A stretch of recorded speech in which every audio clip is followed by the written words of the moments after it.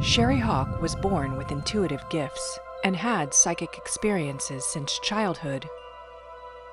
Throughout her teens and 20s, she frequently found herself having visions of things that would come to fruition. As the years progressed, she recognized the profound contribution her gifts would bring to people's lives, especially in her law enforcement career. As a police officer, she was frequently spiritually guided while on patrol through a series of psychic events. Well, sometimes it's just a whisper, and other times it can be somebody blurting something out, video images, like snapshots, smells, sounds, emotions, energy going through me. Sometimes the energy is so strong when it goes through my right arm and hand, it kicks it up, and luckily it doesn't hurt at all, but it looks really weird. Sometimes they come in, unrequested, especially like around water. The energy really flows a lot around water, like in the pool, by the ocean, even in the shower.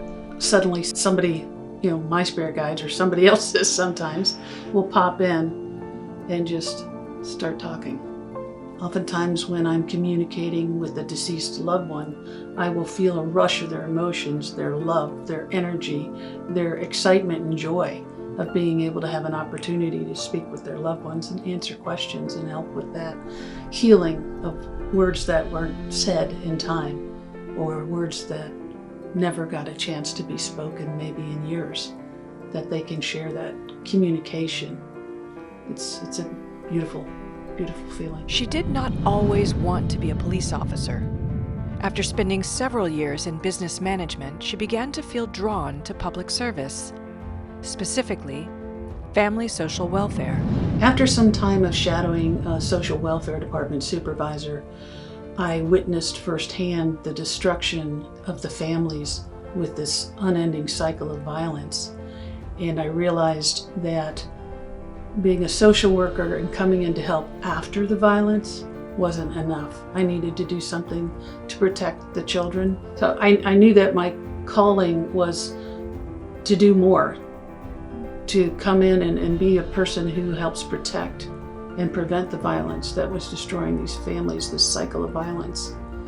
So I decided to try and get into law enforcement. And at that time in the 80s, it was a male-dominated career field, and it was very difficult to even get in, especially if you wanted to be more than a meter maid.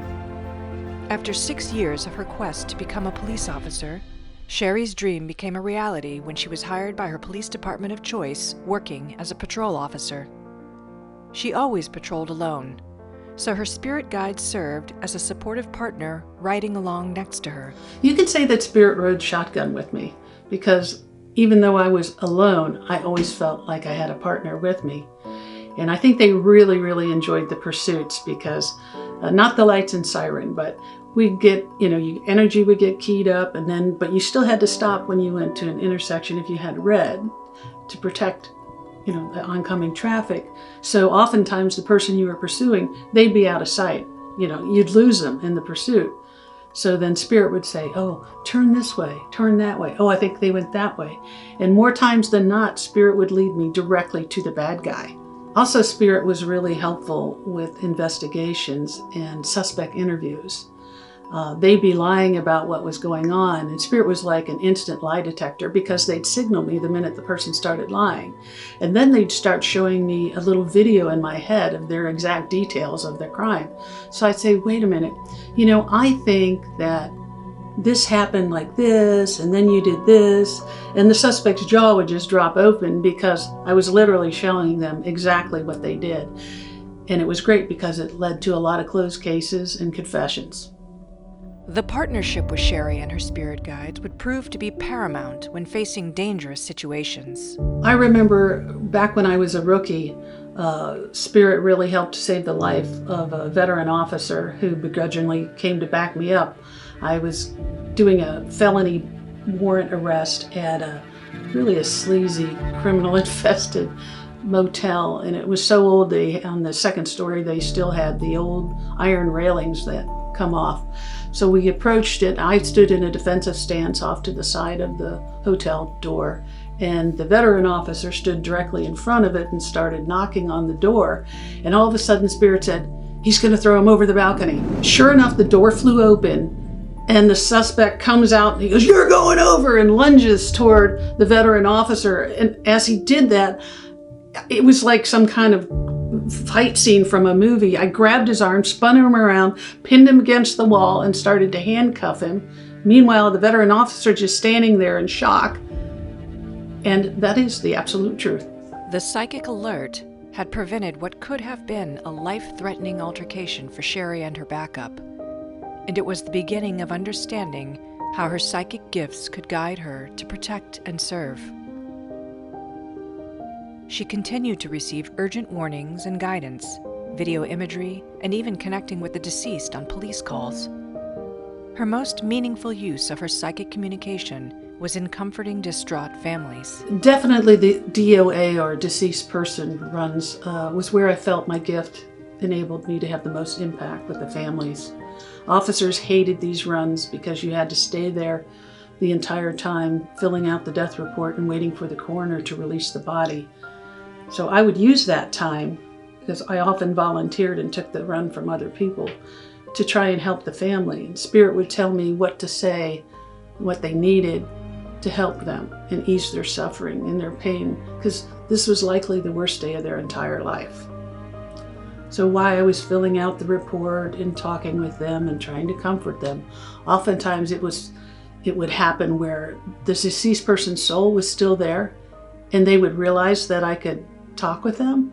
So they would start dictating all these messages and stuff. So I would say to, for instance, the wife, I'd say, "Well, I think he would have said this or he would have said that," and I'd start passing it on, but in a careful way so the family didn't know I was actually speaking with the deceased person next to me.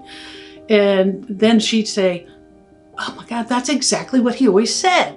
And then I'd hear the Spirit give this little chuckle, and then he'd go on saying whatever the rest of his message was. But it really helped them in that moment to know not only what to say, but to be able to deliver their words of love to them. Sheri's investigative skills and psychic gifts became more integrated as her law enforcement career progressed over the years. Eventually, she began consulting for police agencies with serial rapists, robbery, missing, and murder cases. Sheri now dedicates her time and psychic gifts to assisting families and investigators with critical missing persons cases. I believe that missing person and missing person murder cases are now the most important use of my gift. Being able to help the police locate and return home a missing person is great. It's wonderful for the family. But recovering a missing murder victim so you can return them to their family so they can have the funeral and they don't have all these unanswered questions, that is really very helpful in their grieving process and helping them to move on with their life. Most of us will never know the horror of violent crime, but for an unfortunate few, it is very much a reality, and its effects can ripple for generations, leaving families devastated and struggling with unanswered questions. But the truth can sometimes still be heard in the most unlikely of places, the victim themselves. My mission is to make that voice heard. My name is Sheri Hawk. I'm a retired police officer and a psychic medium, and these are my stories.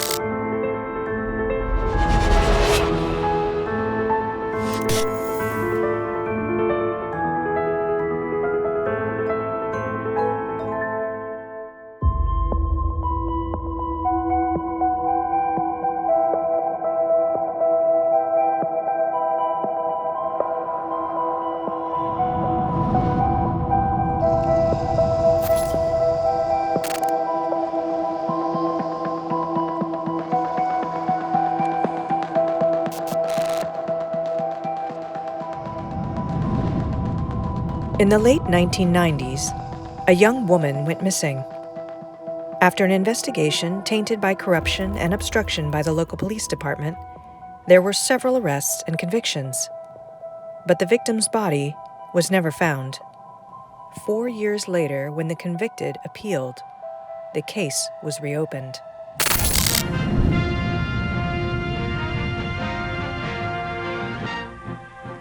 I was watching the local news. When the reporter started talking about this case, I was immediately drawn in. An overwhelming, spirit-driven burst of energy that was chaotic went through my whole body. There were so many images of objects and places and people, and then this tremendous amount of emotion and sadness and fear, all combined in one, just rushing at me. This was not the usual request for Sheri's help. It was not a phone call from the victim's family or an official outreach from the police. Sheri's spirit guides were directing her to begin her own psychic investigation. And this one began in 1998 in a rural Midwestern town, a place where everyone knows each other and each other's personal business. A young woman we'll call Jane Doe was enjoying a night out with her girlfriends. Her fun was disrupted when an angry boyfriend, we'll call him John Smith, arrived and insisted that Jane leave with him.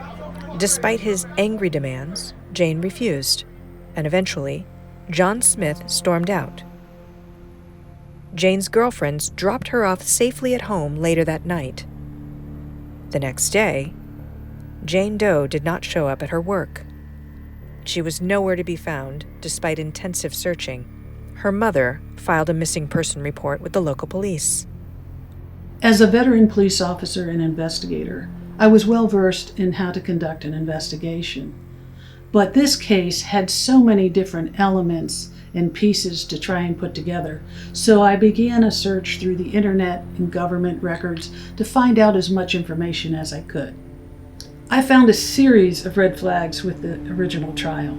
Witness testimony that should have been heard during the trial had been dismissed, while others who did testify would later be charged with perjury. The local police had tipped off suspects along with mishandling and tampering with evidence. With a full understanding of the previous investigation and trial, it was time for Sheri to start investigating her way. I began with a deep prayerful meditation with my spirit guides, and then began a series of Q&As with them. These psychic channeling sessions were conducted just as if I was doing an investigation at a crime scene, but with the added benefit of having the witnesses testifying being my spirit guides. Through this unique blended method, Sheri was able to start putting together the puzzle pieces of this complex and heartbreaking violent crime. The first question I asked was obvious. Was the victim missing, or was she dead? I quickly learned that my typical Q&As would become more of a yes, but, or no, and series of answers. The visuals that I was receiving were layered and challenging to sort in place. And then when I asked if she was killed by a stranger, I was hit with a whole nother barrage of images. No, she was not killed by a stranger. She was killed by her boyfriend during an argument that became heated and escalated. She tried to fight him off, but he struck her several times. I saw and felt a sudden head trauma and possibly a broken neck as her head fell back and hit a metal object.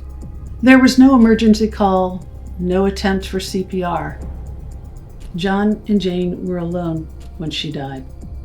And just like that, Sheri had done what local police had failed to do for so long.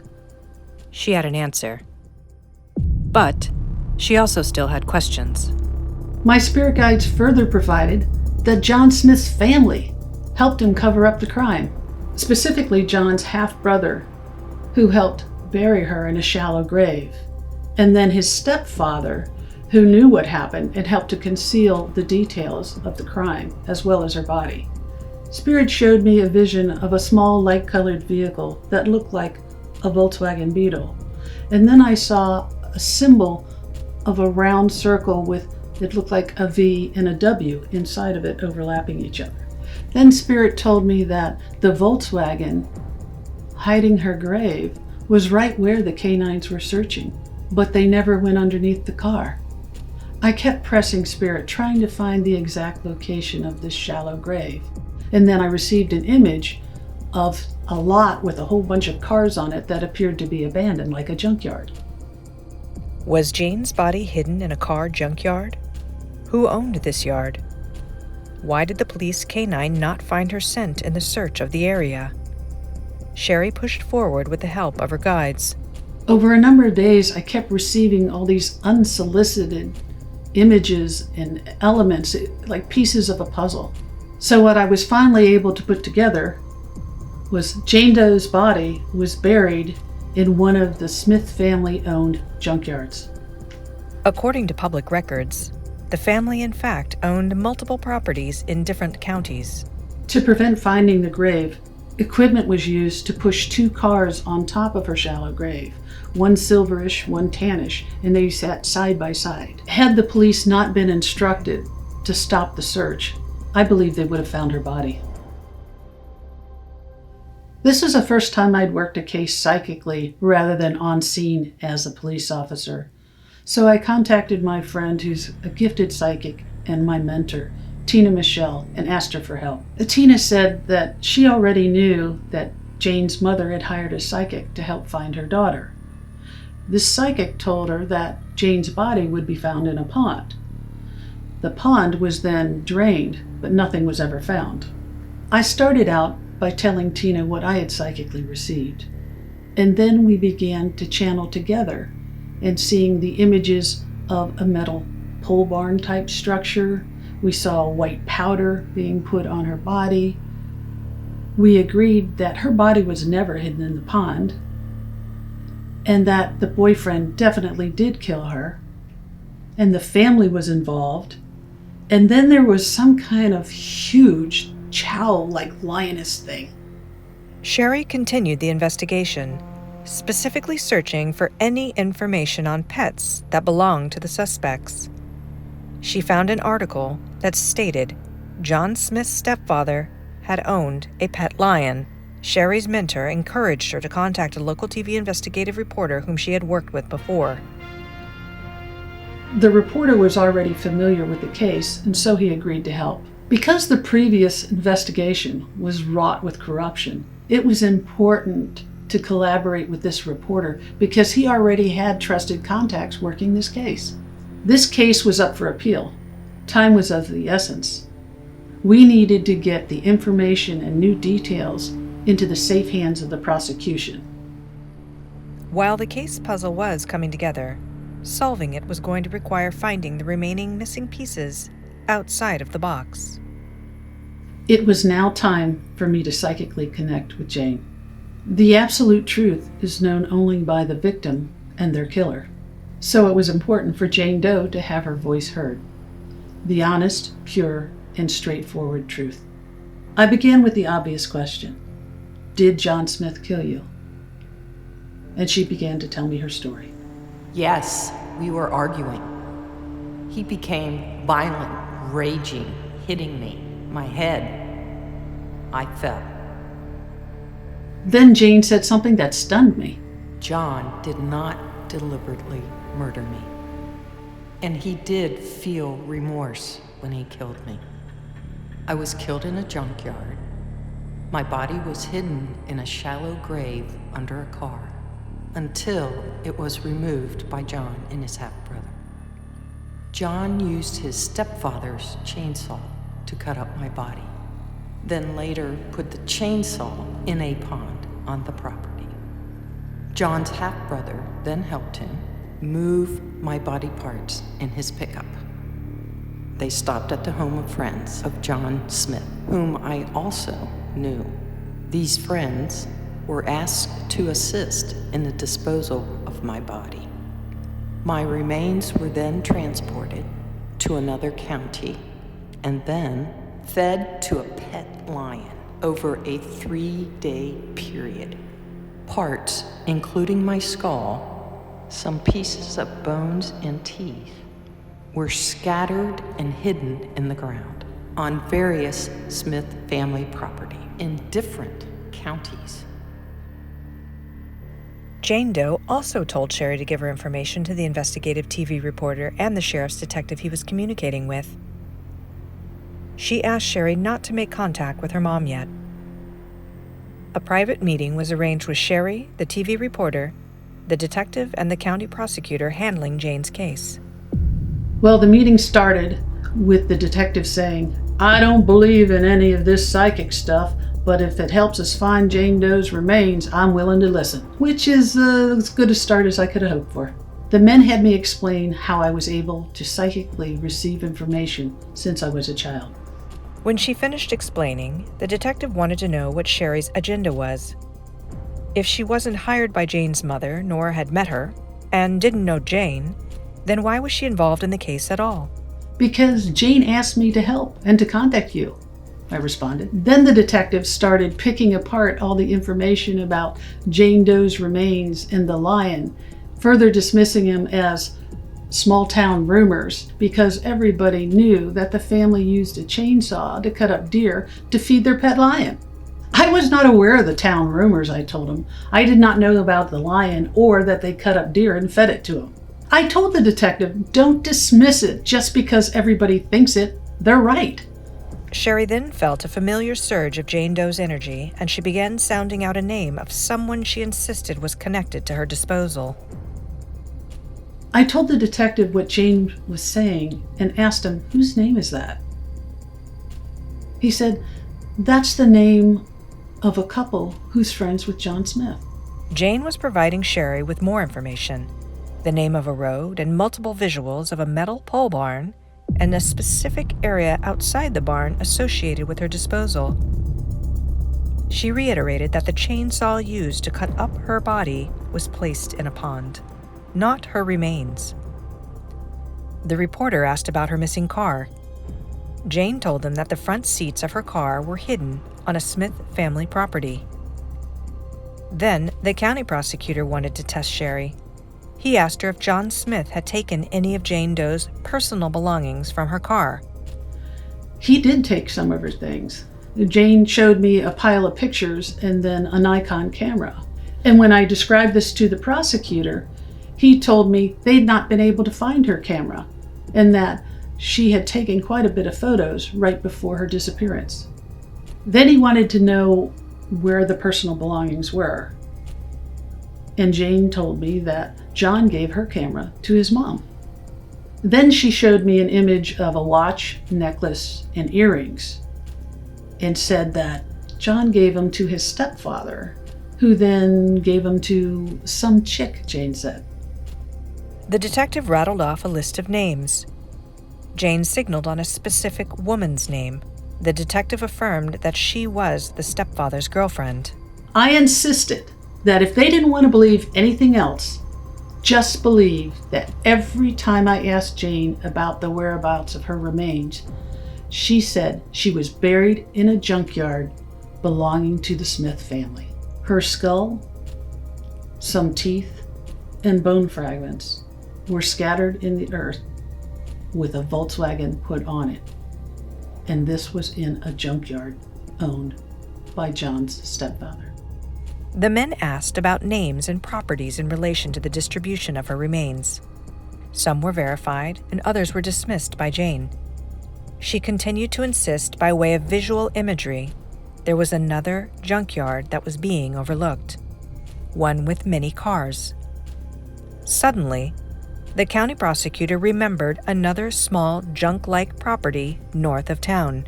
Jane sent a jolt of energy through me like, duh, finally confirming the location of her body. I asked him if the property had multiple cars on it. It did. I asked him had it been searched. It had not been. Our meeting ended with them promising to search that property. The meeting took place 5 years after the start of Jane Doe's missing person case. Just as evidence was hidden and moved after the murder, it was also very likely her remains were removed and concealed again, like a grisly nutshell game. After the meeting with the authorities, Sheri was guided to drive by the multiple properties involved in the case, looking for any missing pieces of the puzzle. While there, she connected with Jane. I will never forget the overwhelming feeling of fear and sadness that saturated my whole being when she started talking about her death. I asked her, "Is this where you were killed?" Yes, I was cut up, put in black garbage bags, and taken to a property in another county in a pickup truck belonging to John Smith's half-brother. The VW has since been removed, but a 2x2 piece of my skull remains in the ground. Some souls don't automatically go to their heaven realm when their soul sheds its physical body. Either by choice or circumstance, their soul can become earthbound and linger here in our dimensional plane. Sometimes a tragedy, usually a sudden or violent end, tethers them to a loved one who cannot let them go. Or the soul remains until the truth is found and known. And in Jane's case, it's both. Jane provided her testimony to the authorities through Sheri's mediumship. It was an aspect of the peaceful release she was seeking. The remaining release would be found in the love and strength of her family. She dictated 3 loving letters through mediumship to her mom, her dad, and her sister. 20 years after her murder, I felt the change in Jane's energy from the tremendous sadness outside the junkyard to the lightness and grace of her profound ascension. Her compassionate words can now reach viewers. With sharing just a small piece of her compassionate and loving letter to her family, she brings hope and comfort to those left behind when loved ones cross. In the letter to her mother, Sheri was asked to draw the picture of a pink, bleeding heart flower. It represented the grief and remembrance of a loved one and the compassionate connection between life and death. I am sorry for the loss you feel, and all the days of crying. The bleeding hearts are from me to you. Tell me it's okay to go, and that you will be all right. What's left of me on the ground does not matter now. Please, let me go. I long to be at peace. You will not lose me in your heart, but set me free. Your love is strong enough. I will return to watch over you. The original trial's outcome convicted John Smith of murder. Because the circumstantial evidence was so strong, despite the absence of a body, loss of and sometimes tainted evidence, he received a life sentence without the possibility of parole for kidnapping and aggravated murder. His half-brother was convicted of obstruction of justice and tampering with evidence, and was given an 8-year prison sentence. John's stepfather was found not guilty on obstructing justice and tampering with evidence. The town police chief was charged with obstructing justice and dereliction of duty for warning the suspects every time police were coming to search their properties, specifically of the junkyard search. He pled no contest to 2 lesser charges of dereliction of duty to avoid a trial. The chief was fired, paid a fine of $750, and had 1 year of unsupervised probation. The appeals process upheld all of the previous convictions. A wrongful death suit was filed in the U.S. District Court by Jane Doe's family against the town. It was their hope that a settlement deal would reveal the location of Jane Doe's remains.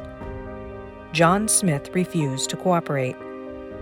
The town had to pay Jane's family $2 million in the settlement.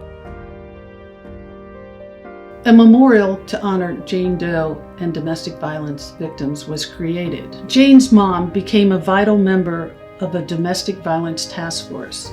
The Domestic Violence Taskforce established new rules and protocols for how police respond on domestic violence runs.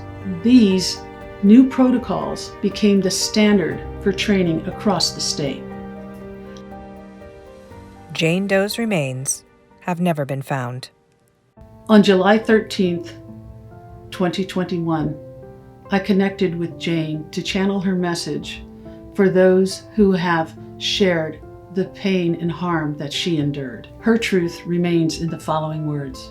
Allow me to join your mind and energy as we make a record of the details I want known. This story is the confirmation of the abuse and control by John Smith.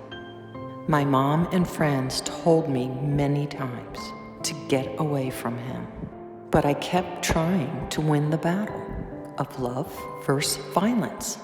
Clearly, I was overwhelmed with the dangerous cycle that could not be broken. When I finally made up my mind to get away from him, I got sucked back into his power play. One last time. What people need to be reminded of is if you're feeling threatened by your partner or spouse, you are already in danger. You cannot fix them or resolve their anger. I tried many times to appease my boyfriend. I could calm him down, but then at some future instance, he would just go from 0 to 60, like a race car, but out of control. Listen to the voice within you. When you are threatened, they are telling you ahead of time what they're willing to do to you. When they are physically violent with you, they are proving to you that your life is undeniably in danger.